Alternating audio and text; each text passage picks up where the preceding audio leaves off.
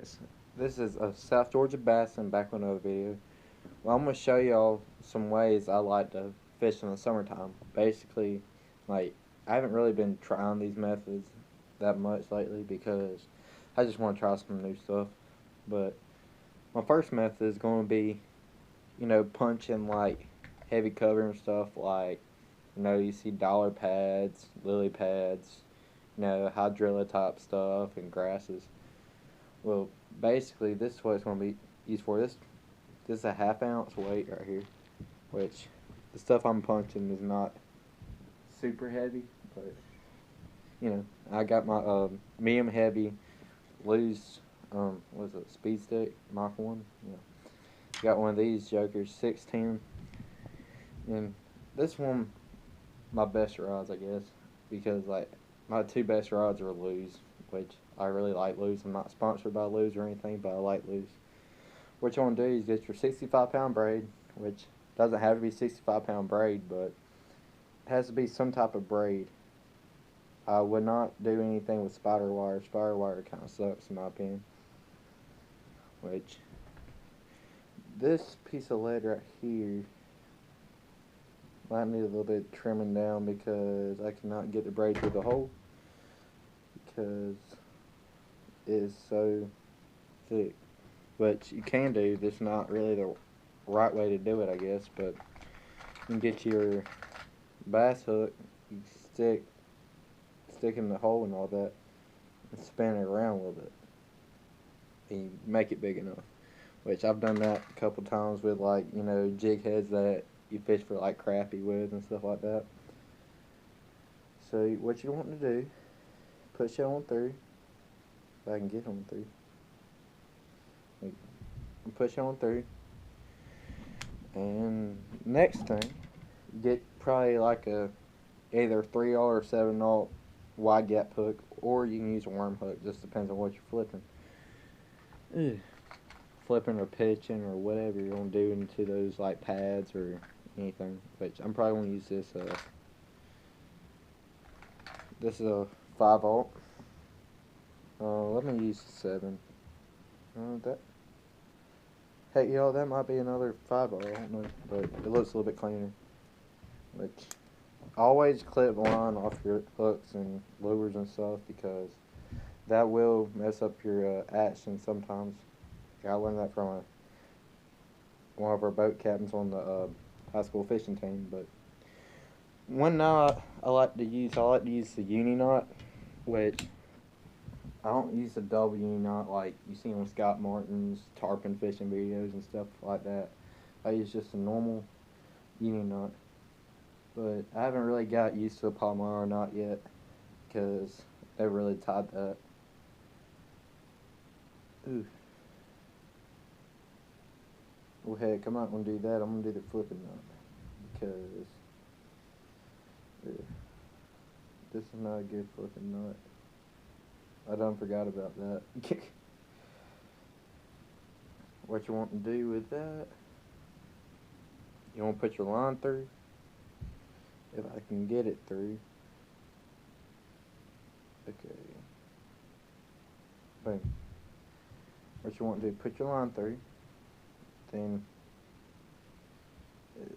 here we go.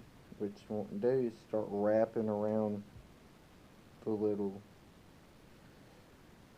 right under the eye, that little area. Which I'm going to wrap probably about 5 times, to be honest. Because, hey, those bass up under that dollar pads and stuff I got in my pond, they're not going to be too big right now. Most of the big fish are going to be in the deep water, but you never know. And then what I'm going to do, I'm going to push it back through the eye.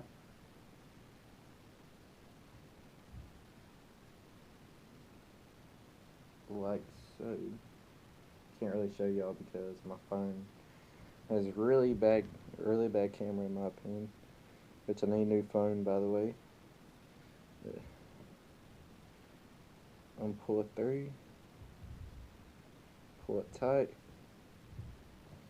and then I'm gonna tie one of those, you know, normal bass knots, so it won't come apart. It's not super good knot, but hey, it'll hold.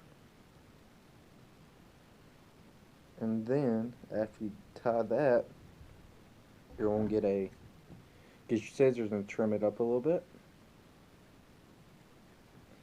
Which, Brad, you're gonna need a scissors or a knife to cut this stuff.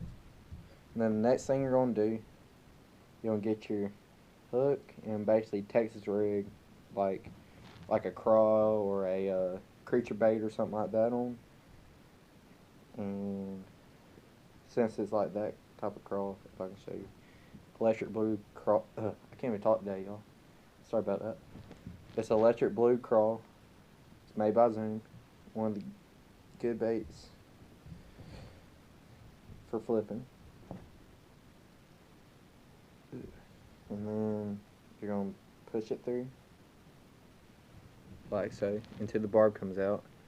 And what you're gonna do, you're gonna get the barb put back in there, right back in there. See, if I can get it closer.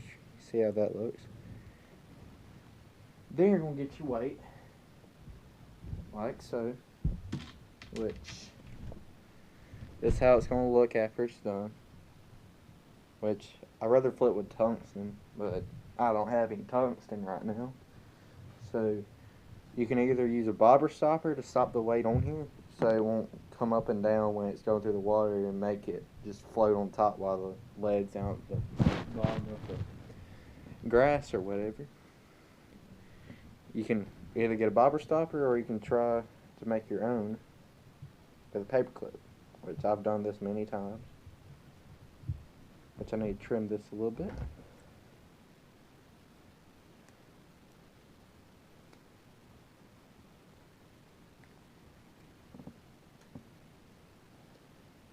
Ooh, manual. Okay. Got it. So I'm going to pull it as far as I can on this and push that down in there. And then what you're going to do is bend it back and forth until it either comes off or where you can cut it.